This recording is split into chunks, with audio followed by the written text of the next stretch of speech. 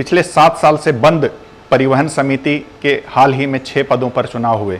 इन चुनावों में 3 पर शिवसेना, 2 पर भारतीय जनता पार्टी और 1 सीट राष्ट्रवादी कांग्रेस पार्टी ने जीती है।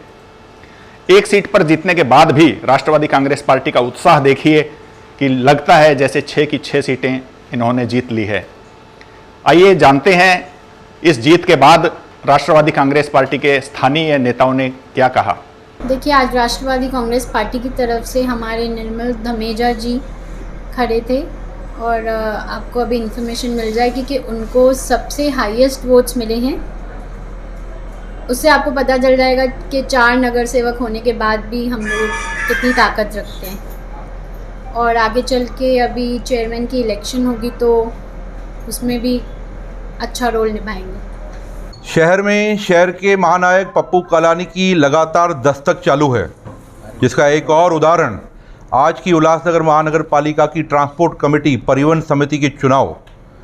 राष्ट्रवादी कांग्रेस पार्टी की तरफ से आदरणीय पप्पू कालानी जी, युवा नेता ओमी कालानी जी, जिला अध्यक्ष पंचम कालानी जी के मार्गदर्शन में उल्लासनगर शहर के कन्फेक्शनरी के एसोसिएशन के अध्यक्ष निर्मल धामेजा जी को राष्ट्रवादी कांग्रेस पार्टी की तरफ से परिवहन के सदस्य चुनाव में खड़ा किया गया था। और आपको बता दें, हर बार की तरह इस बार भी चौंकाने वाले रिजल्ट सामने आए हैं। सबसे सर्वाधिक मत यानी 67 वोट नोनी निर्मल धामेजा जी को मिले हैं, जबकि रिपब्लिकन पार्टी ऑफ इंडिया जो भारतीय जनता पार्टी के साथ महायुति में बड़े बड़े राग आलापती है, उसका एक सदस्य गिर गया है और साई पार्टी का एक सदस्य गिर गया है।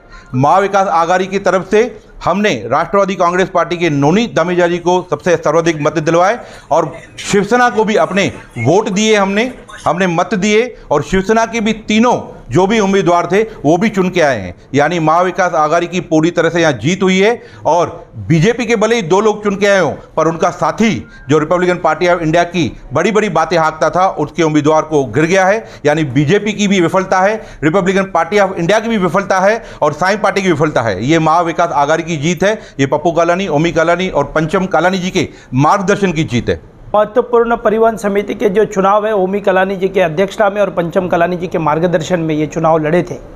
सिर्फ 4 सदस्य वाली राष्ट्रवादी कांग्रेस पक्ष की बात कर रहे हैं। और आपने देखा होगा इस चुनाव में भारतीय जनता पार्टी के भी वोटों को हमने तोड़ा है, रिपब्लिकन पार्टी ऑफ इंडिया को भी हमने पस्त किया है, जीवन इंद्रानी के जो साई पक्ष है उनके भी उम्मीदवारों को हमने हराया है।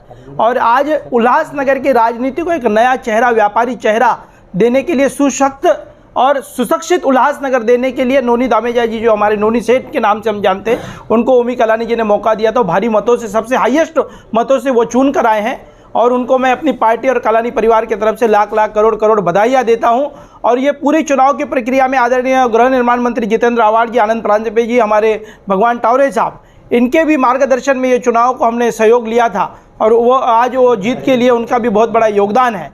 रह गई बात कि आरपीआई के जो नगर सेवक है, उनके अपने पक्ष और पार्टी के आला नेताओं के ऊपर उनका विश्वास उड़ चुका है और सबसे कम वोट पाने वाली रिपब्लिकन पार्टी ऑफ इंडिया की उल्लासनगर में पस्त हुए हैं। इसके पहले भी Republican party of India Bhajpa के साथ रही, अब तक उनको स्टैंडिंग कमेटी का चेयरमैन पद नहीं मिला है और दूसरी बार फिर एक बार भाजपा ने आरपीआई को बहुत बड़ा धोखा दिया है और उनके उम्मीदवारों को पस्त किया है। ये रही राजनीति के बाद, पर बसेस उल्लासनगर में चलने के लिए कितने प्रयास किए? देखिए, अब तक 5 साल की जो राज्य की सरकार थी वो भारतीय जनता पार्टी की सरकार थी।